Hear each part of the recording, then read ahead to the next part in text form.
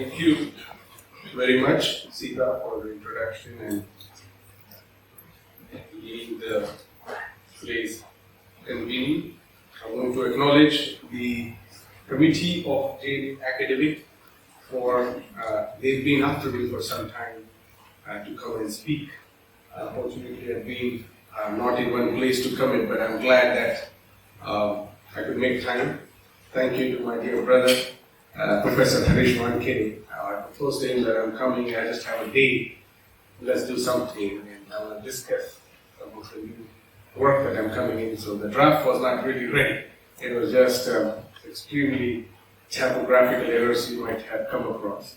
But I hope you will bear with me with those limitations. I want to also thank my dear brother Milind for his kind generosity. I mean, if you have ever had a chance to have an opportunity to be in the hospitality of Dallas, you should take it. It's just a beautiful experience. It's full of love, generosity, and solidarity. I thank you for extending that.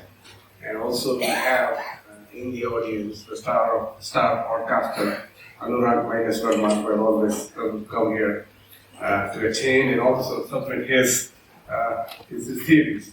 Also we have Sumit now. Sumit Chauhan has come all the way. Thank you, and many of my friends and brothers and sisters and comrades. Thank you. This chapter that I presented is part of my forthcoming book.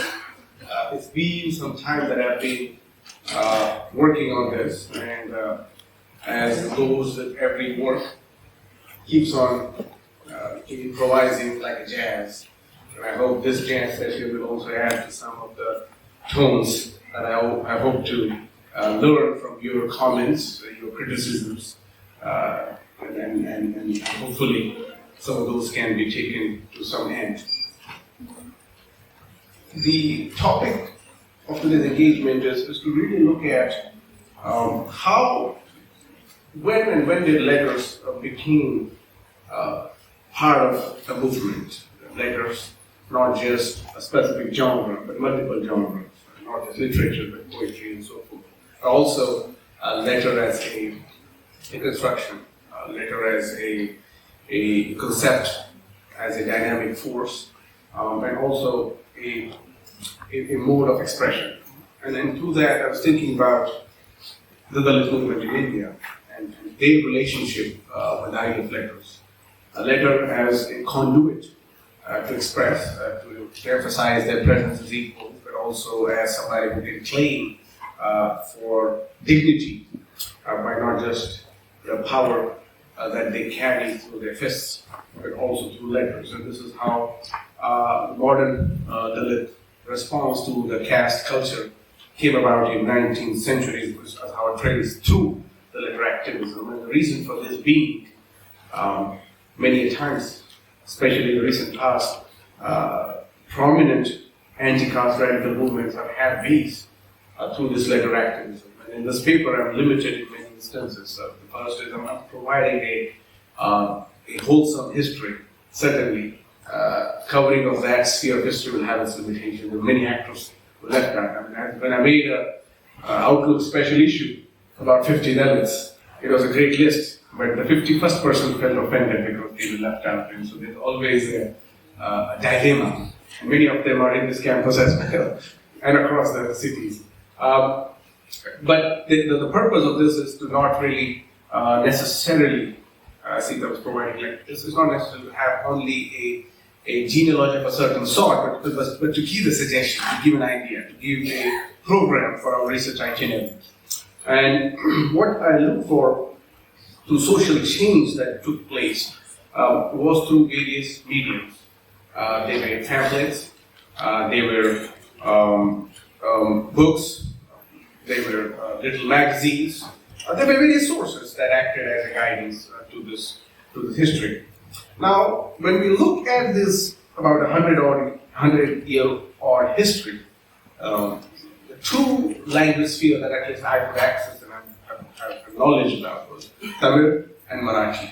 and the kind of anti-caste radical sphere that precedes Dr. Ambedkar, and then in contemporary times it comes through Shudra intellectuals, especially at the Garden, Ali caste, two intellectuals really contribute to my personal, my project that I'm presenting today. First is, of course, Jyotirao Phule, and in the 1960s onwards, Janardhan Wagmare, who was in Marathwada, who again contributed to the same light of thinking, but in a certainly an ecumenical way. And these literary engagements are preceding many social movements. And they are not just talking about how to change society or protesting, but they are also deeply ontological in the way they frame themselves in the larger sphere of how letters are presented. And in that, we see Dr. Ambedkar certainly as somebody who is piercing through the existing canons. And for us to recognize that, the many citations that existed were from the Brahminical Hindu canon. And yet, trying to ascribe oneself into this theory and story became a notable contribution. And so, the Dalit sphere that I'm looking at in this timeline, in our view, it has often and always been universalist in its vision. And to look at universal values, not just in parochial provincialism, but to really expand and then think about the category of human and what it means to recognize your humanity while debating your existence as a common mutual person. And so my investment in this topic came from the ideation of a solidarity, and how solidarities are constructed, how they are framed, how they are managed. And to look at that, it was obvious for me to expand the large durée of literary examination. And certainly, it is not to look at the literary analysis that we have, but just also to look at how literature as a medium of analytical tool to examine society, social injustices, and certainly creating new politics is brought forward. And it's not symbolic. It is not symbolic. It is very much symbolic. It is gestural and it is convictional. And through this format, the Dalits were obviously looking towards the world, and we know the story about how, at least in modern era, this came about. I mean, in the 19th century, Pandit Ayodhya who was ordained in Sri Lanka and looked at the Buddhist sphere, converted, and then took upon that tradition, started his own Uru Paisa, Tamil, and eventually that converted into Tamil magazine, was a profound contribution to the creation of a modern lexicon of Tamil. Similarly, the Dalit Marathi sphere contributed to this new thinking. Now, many a times what happened when they were contributing to the linguistic hierarchies that were existing, their contribution was not seen as an original contribution. It was seen as a response. It was seen as a knee-jerk reaction to something, and not really analyzed as something to be original in nature. And that's why when we critically look at some of these contributions, we come about that the Dalit sphere. It's not accidentally looking at black sphere. It is obviously thinking about the similarities of experiences, but that don't mean that they are meeting other people whom they are drawing inspiration. And that's the conviction of a literary canon. You might not meet the character, you might not meet the author, you might not meet the imaginations, but yet you remain attached to the logical mind that the rationale of story proposes. So within the axiomatic constructions of literature, one side for the Dalits was about quest for justice and dignity. The other side, literature acted as their level playing field. It was not something that was divorced from their meanings. It was not meant to undermine. It didn't deter the way they performed. And that's why, in many senses, I mean, in paper, some of you have read, I looked at how from the second half of the 19th century onward, there have been so many journals and that acted as a catalyst for advocating for a certain political change. And oftentimes that kind was either trying to look through Hindu canon, or sometimes it was divorcing from the Hindu canon, especially through the Buddhist ways of interpretation, but non-Buddhist as well, where local traditions were constructed, especially in North India, the Kabirpanthis, the followers of Hasidas, were taking upon themselves. Swami Achyutanand in that era comes across as one of the most prolific leaders of North Indian Dalit sphere, who articulated the coinages of various attitudes of freedom. The peculiarity of Dalit literature, when we see, it was very much internationalist, not just universalist. And what I mean by that is, its scope was not necessarily only the audience that is present through your visual spheres that is accepting or meditating this. The diaspora that continued during the colonial times, especially the southern Indian Tamil diaspora that was taken across Indian Oceanic and as well as towards Australasia and Southeast Asia, were also very much accessing the literature. The Buddhist society that Pandit Aditya has formed was having branches across the world. South Africa was one of them, Malaysia, and so forth. So when we read about these expressions from the community, it's also about how colonization is a catalyst for advocating a certain change, where it's internationalist in nature. And then it was also very much labor-centric, especially in the Nagpur region, the mills that were existing. Bansode, who was one of the leading labor leaders of the times, is pre-Ambedkar, who started Mazdoor Patrika, and he had his own press, and he was a Dalit, belonged to one of the Dalit communities, and for him, looking at not only him, but the communities were workers who were belonging naturally to his community, and for that articulation, the Mazdoor, the idea of looking at labor was something that was recognized as a manifestation of caste identities. And that's why the approach was, through the journals, was to contest the twin towers of oppression that we saw. One was caste, another was the empire. And the empire was certainly laboriously constructed according to their own generous way of formation. The empire sometimes meant the colonial regime, but oftentimes it also meant what it did with exchanging their own relations with the tax that they had to contribute to various caste-based occupations. It was not often known as tax, but it was known as a caste responsibility, especially the Mahayavatan that we see and many other caste communities that come across.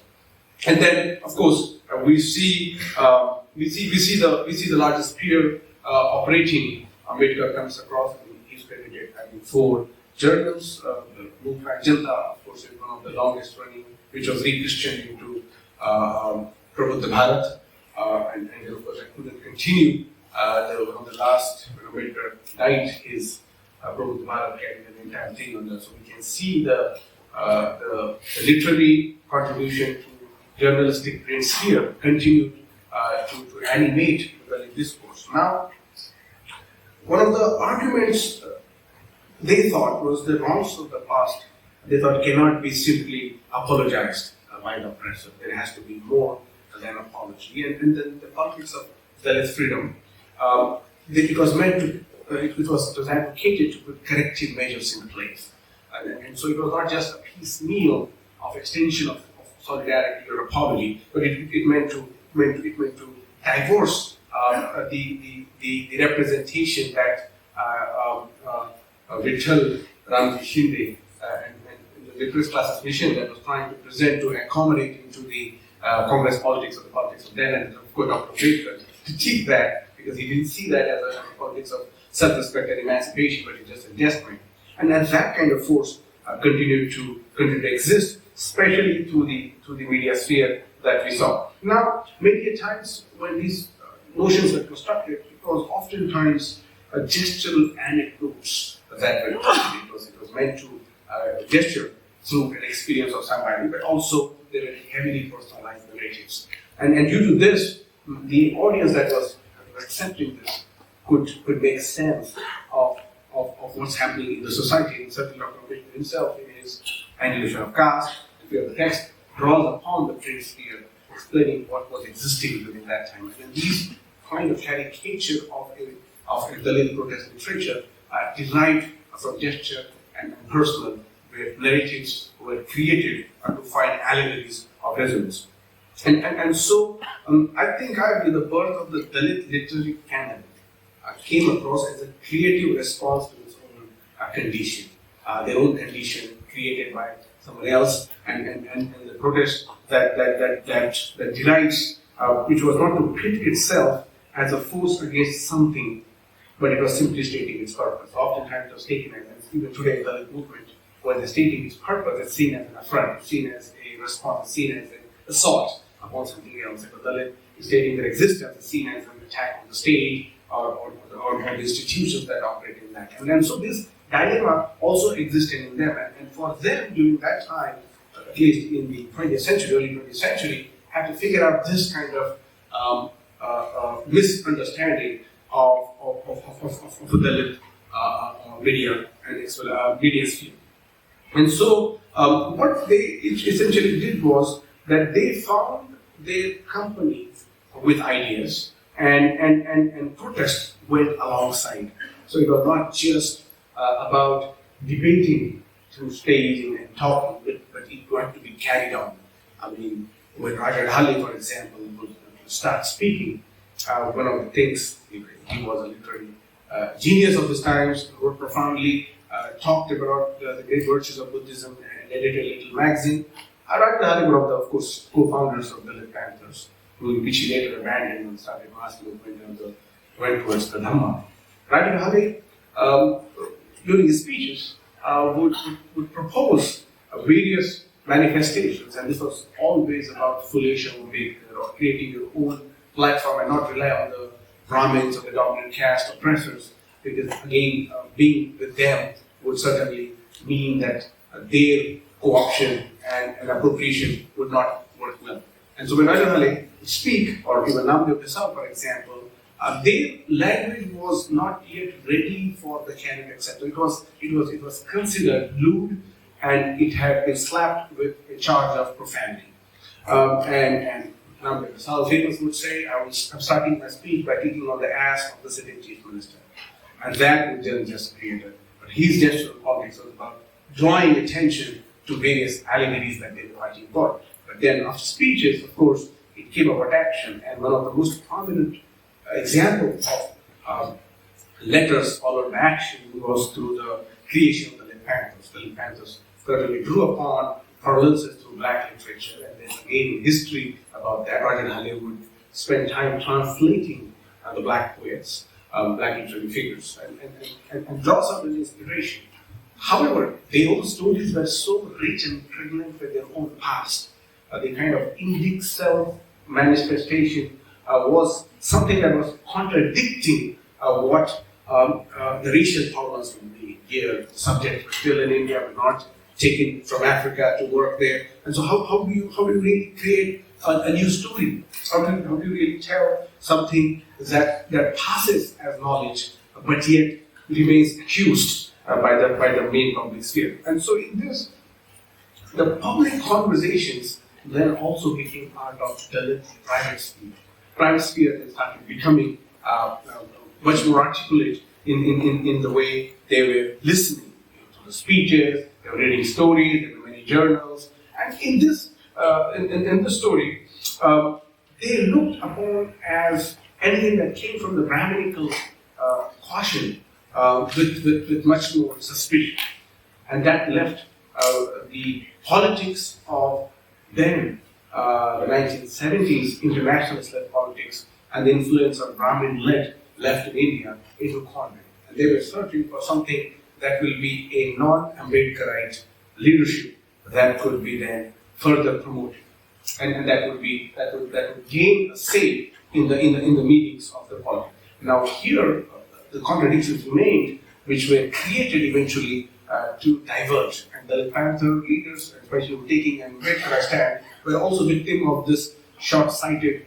politics, that they couldn't really elongate. Again, the provincializing of their cause and eventually regionalizing their worries limited this, again, the universalist vision that was meant to be propagated. So the politics of left, the politics of Ambedkar, vis-a-vis Buddhism, became contradicting points. However, there were so many convergences that worked through many literary figures that accusatory politics became then a narrative where one has to be either of the camp. And in this, the Dalit sphere started to still receive a much more opposition or response to either side they took. The more enthusiastically this was coming from the linguistics who were writing literary imaginations, and then the poor people had to really find reasons to correlate with what was proposed. And so one of the important genres that the Dalit writings proposed was about creating a subset of knowledge system that would qualify their expressions that had not been written into a new language of constitutionalism. And so what they wrote might not necessarily be legislated, but eventually their response to gain recognition was something that came with the politics of Dalit lecture culture on one hand and the protest culture on the other hand. So this cultural politics of either ways, letters or protest, continued simultaneously. However, the post-Ambedkar movement, when we see, was certainly one of the watershed movements. Now it was after Ambedkar's death. The story is much more animating because the Republican Party of India was yet to be constituted formally by him. And so there were many divisions, and there were many groups led by B.C. Kamble, that's a backward which position great landless laborers, issue was led by Dr. Kamble. So it became very much fragmented into what programs should the new Dalit leadership follow. And in this, there was of course a group that was divided, Durust and non-Durust. The Durust was considered as somebody led by B.C. Kamble, who was a highly educated man, had a great acumen. He wrote biography of Dr. Ambedkar. On the other hand, the other side, Blackburn, one of the closest lieutenants of Dr. Ambedkar. And for him, the concern was about landless laborers. Eventually, even still, the politics of co-optation took place. On the other side, Gaikwad compromised the politics of the Republican Party of India when he bargained for one seat as opposed to the rest of the seats given to the Congress. And this was certainly not taken well by the entire community, and that continued to be eventually. So for us, what we need to examine is what were the traditions and reasons that gave rise to this frustration of what we saw in the 1960 onward era of the politics. By the time the canon was being developed, there had been already an elaborate writing in at least Marathi sphere done by Anand Sati, contributed through various mediums, and his position was very clear that he was contesting against an oppression of caste, but also he looked at as a modern urban labor in Bombay to look at how this new mill-and industry, which was simply appearing inevitable, now they are dusted, now they are almost mills that are worthwhile in mode of contention, to then propose a new program. And in this facility, Arjun Damle, for example, looked up at this history of Anand Sati and to caricature the Ambedkar lens, in a sense, in this. Dalit Panthers were critically about Ambedkar politics, even though they took position of Buddhism or the left politics. The core of its argument remain Ambedkarites in this sense. So eventually, what happened down the line with many of the histories I will spare you, with the historical anecdotes, with so many books and papers made out during the time in this impasse that was created. But simultaneously, the Dalit sphere started to propose various parishads, conferences.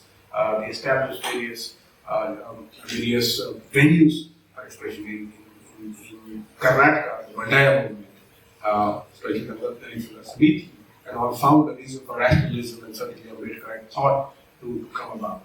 In Tamil Nadu, when the organizational politics of certainly after Scheduled Caste Federation, there was a Republican movement which was carried forward, and the election then was filled by the Dalit Panther version, where they identified themselves as Liberation Panthers, and now certainly they have a political party, and two of the members are in parliament, and several of them are the MLs.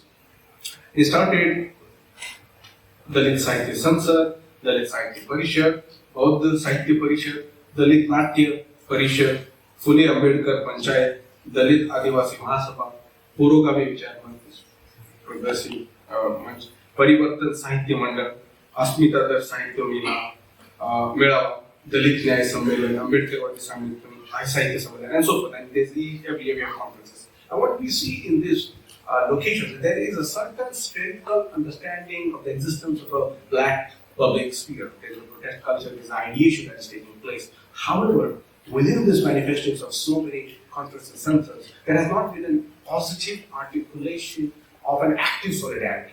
And what I mean by that is there has not been a bread to butter, breaking bread together kind of politics and solidarity that has been extended. Because certainly the Black Panthers are very much rooted in the politics of Leninism. Their idea was very much about destructing the forces of capitalism that America was a belly, and they looked upon different forces that were operating against the black dignity. However, in the Dalit context in India, the politics of Dalit was already assimilated into the state, and due to that, the protest culture against the way positions of certain ideologies were taken by the Black Panthers was not viable for the Dalit, especially Panthers, to take that position. They couldn't really articulate. Certainly, some of them would take positions that were radical in their demand, but they would not toe the line of resurrecting against the state.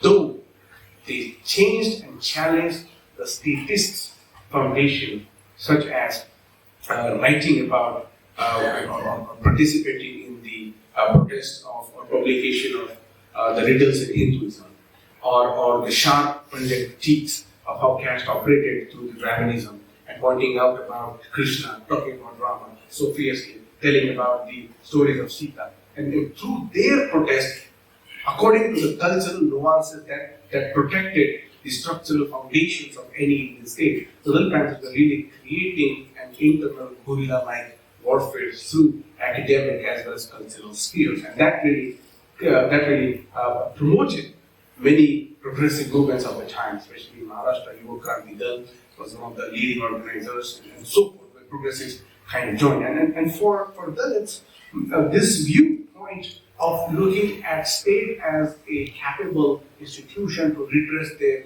demands was firmly convicted by, again, the rise of Kanchinam. Kanchinam came about, the Mamsif reassured that the state capture is the absolute way for us to liberate.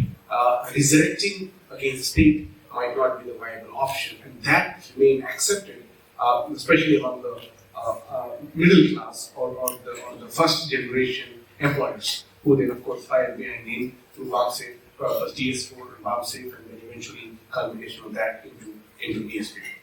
Now, within the African American sphere, they are operating their own self.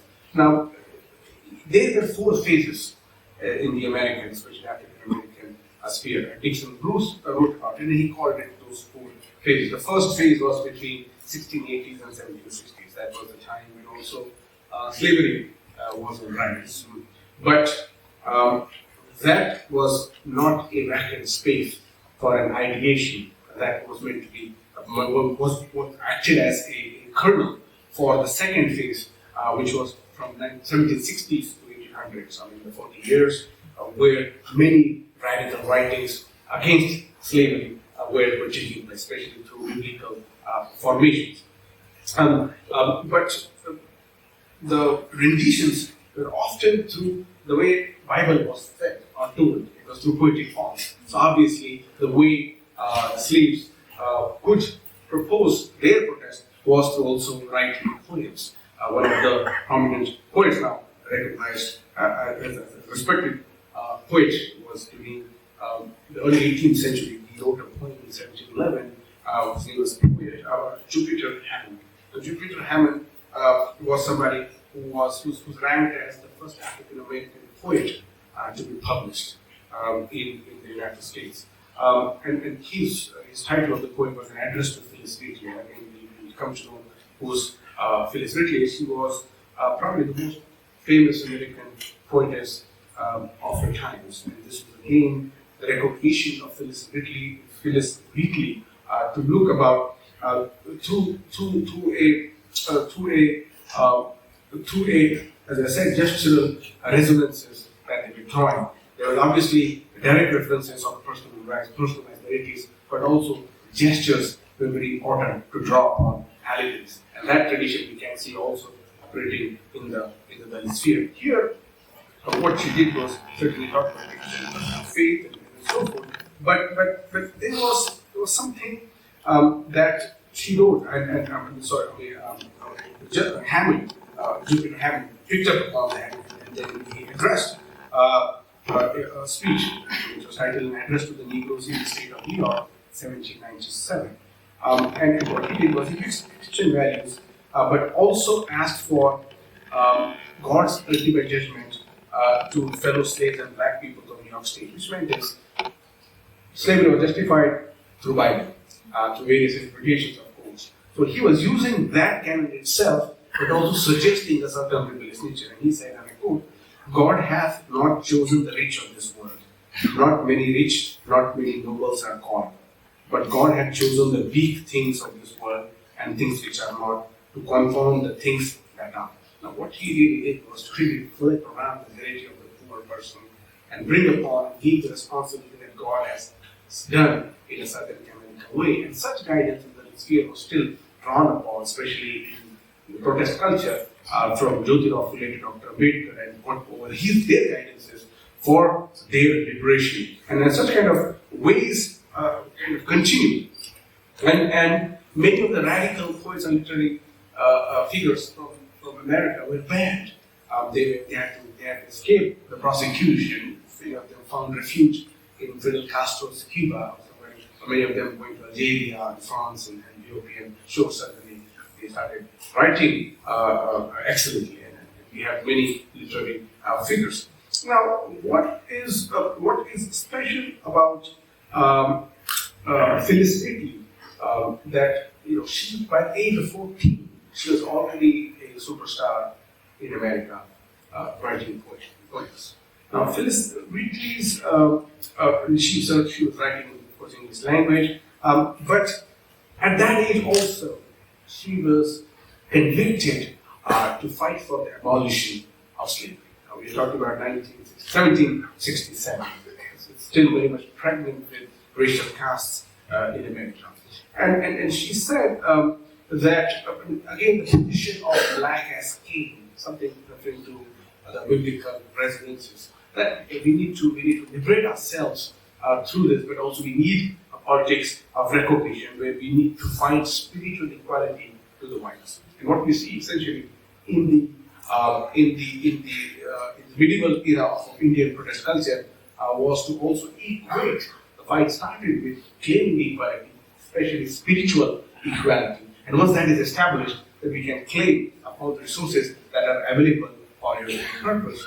That worked very effectively in America because secularization of a certain cultural values became, especially through institutions, and recognition of slavery, which was then considered as not a biblical but a women's work. In the Indian context, the Brahmins of any hues continue to protect the ideas of what literature of certain spiritual value can, ended up justifying instead of rejecting and negating those, because it was certainly Dr. Ambedkar said that in Annihilation of Caste, if you withdraw those values from about caste, what is left of the movement? Will it even survive and sustain? And these were the challenges that were available.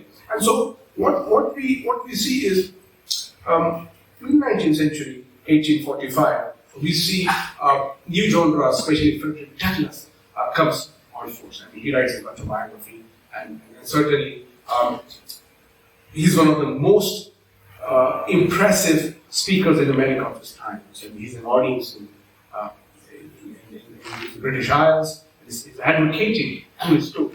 This is the era of the 19th century when many liberal whites were sponsoring runaway slaves to write their stories. They would give them fellowship, especially in Boston.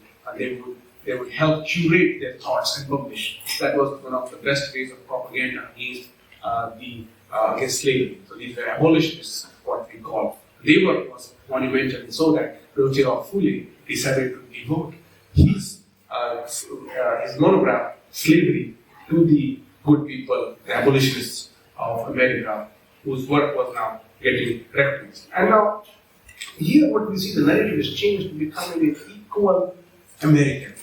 A stated example, America as a narrative that becomes accepted. Now, they are not just fighting for a spiritual equality, but also political equality. The idea of belonging to a nation, to have equal franchise, that transition that takes place is certainly much more dramatic, because here, when we talk about democracy, and so the era of case laws in Supreme Court starts.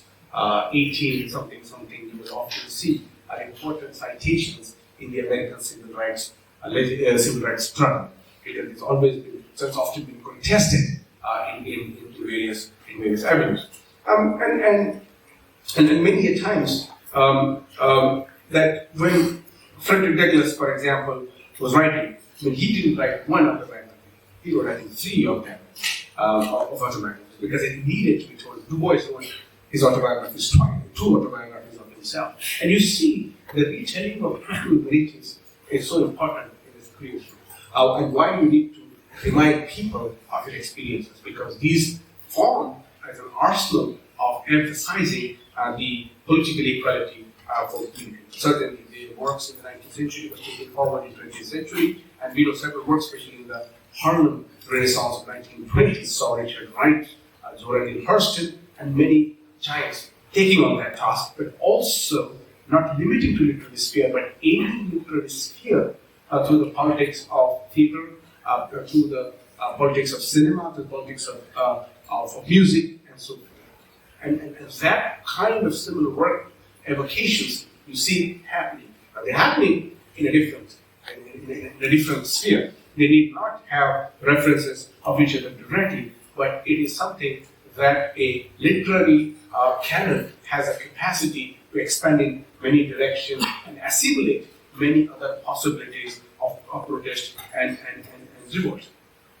Sojourner Truth, who was Harriet Jacob of the runaway slaves, and her story in the 1861, it was titled Incidents in the Life of a Slave Girl, written by herself. Those were the titles that were given. And she published what a slave woman underwent, exploitation, the pain, the abuse, and it was very graphic in its presentation, and that really shook the world, especially the people outside America and the abolitionists as well, to really look at America as a land that is really not the land where people are here to come and make their life in a new world, but it is still a world with old values. And when she presented her first-hand account, she was telling about the condition, also about the slaveholders' wives who equally partook in the oppression of slaves and their children. It was not just about the male character of a slave, she also feminized slavery, pointing out to the various female work. And this was the time when the Civil War had just begun. And so these kind of simultaneous works that were coming across through autobiographies by retellings of self, we see resonance of that happening almost 100 years later in the Dalit sphere, where autobiographical instances become prominent. So many of the times, autobiographical writings have been critiqued by people that they had no substance, and it just talked about its own miseries and its own politics. But that remained foundational text, and they became classics today. When we read Baluka, they read a classic of the genre. When we read Jawami, Zatsogi, Hoti, when we talk about the politics of how Babur Bagul and the short stories that were coming about, talking to, of course, the memoirist writing. And now, what it meant for cross-referencing of the idea sphere was, I think America was the first person to really rely upon or directly drive upon the examples of Dalit and Black sphere. Why was it important? It was also because the Black sphere was taking a prominence as a recognizing factor in defining America. And this recognition that the Black American sphere received was during the Harlem Renaissance era. The Harlem Renaissance era saw that there were so many loopholes in the construction of America. It was such an oppressive capitalist society that was going through war in other countries, yet it couldn't sustain its own people. And that came about thinking where Black people in America were still people, even though they had achieved a certain kind of freedom where abolition of slavery existed, but a new form of many laws known as Jim Crow were introduced to again maintain subjugation. Lala Lajpat Rai goes to America. He goes to America, one of the leading figures. Punjabi Bania goes to experience the American sphere. And certainly he's meeting Seligman, and he's having a good reference. This is well known. Anti-colonial politics was very prominent and was even dominant among the liberals and the people who believed in the politics of recognition of people. And then Seligman referred to Dr. Ambedkar, certainly we know the famous incident where Dr. Ambedkar politely refused to join his politics of national liberation when he wanted to rather focus on certain issues that value him the most. So after surveying America, he wrote a very interesting book, Lala Lajpat Rai. I think it's called Caste in America or Caste. Basically, it's a memoir. Basically, it's a travelogue. And travelogue is full of details. Wherever you go, he meets Booker T. Washington and so forth. And very in his ecumenical stance, Lala Lajpat Rai identifies the commonalities. He's obviously being questioned because he's coming across as a Hindu. And the Hindu, what we mean today, what we meant then, meant very different things. It meant the representation of a certain character of a nation. And so his position as a Hindu became very much a conflicting, contradicting choice. And so Catherine Mayo wrote Mother India. Mother India was that she presented the poverty, the desperation, the beggarliness, and all of that. And in that she certainly talked about untouchability and caste system. That was the main domain of contention amongst the nationalists who didn't want that exposure to come about. 100 years later, we still see that anxiety coming through. And so Lala Lajpat offered a different justification. He said it's unlike what you see in America. And Ambedkar was not going to take it easy. He lambasted Lala Lajpat Rai. He wrote a very powerful article and in a response, which was not slavery or untouchability. And there we can see Ambedkar's anthropological genius, when he brings the idea of labor. Labor centralizes the caste system, and our untouchable body was still a sin, a lower body, as opposed to a free labor. When they are free, there is no stigma attached to the untouchable, because an untouchable dies. Dr. Ambedkar argues, nobody cries, but when a slave dies, the owner has to cry because he has purchased the commodity. And then where Ambedkar is certainly putting across is that there is a surplus, which is a very unique contribution of Dr. Ambedkar, that he makes a point that slavery produced an army of people who were then had to be controlled because the labor was commerce. In untouchability, you created a surplus of untouchable, a surplus of labor, whose labor you can take or not, you don't get, but because it's spiritually sanctioned and you have to approve of this, of the system. And that's how we see various correspondences across come about. Asmi Darsh in the 1960s comes across as a solid response to creating robust solidarities. And we see this happening in many instances. What is the politics of Asmi Darsh? It gives a space to young writers to create positions. In that sphere, Janardhan Vakmari takes up his gains recognition. If you are published in Asmi Darsh, it was the EPW of the Dalit community. You were part of the mainstream dialogue, and Gangadhar Panthar was somebody who edited that. Now, N. Manna Wankede, who ended up becoming principal of the little college and was a professor, he was the first Dalit after Ambedkar to have a PhD in social sciences in America. He went to Florida in the 1960s era. Madan Desai did an excellent piece on that, covering that whole sphere. And he was somebody who he wrote a thesis on African American poet. And then when he came back, he introduced those thoughts. I interviewed Janardhan Vakmari, who is now Rajya Sabha, but he's old. And he told me that he was very anxious to approach the Manna Wankede. Of course, he accepted him. And then Janardhan Vakmari, who belonged to a gardener caste, like fully who belong to a guardian caste, looked upon. It's a very coincidental, perhaps, the way these two Shudra thinkers looked upon, and the subject was a Dalit, and a reference point for them was a black person. And through his writings, I mean, he wrote phenomenal books. I mean, the first Dalit-centric writing about the black literary sphere was produced by Janardhan Vaghbare. And so this era, what we see is that the way Pantamani, for example, through Asmita Dashket was have a two-pronged approach. The first was to cultivate younger generation scholars, second generations, encourage them, facilitate them, and so forth. That was one way. The second way, very importantly, was that there was idea of self-representation as an important engagement. So when people wrote stories, when people wrote poems, where they submitted representation of self as a pride, as not a subjugated self, but a pride subject in me.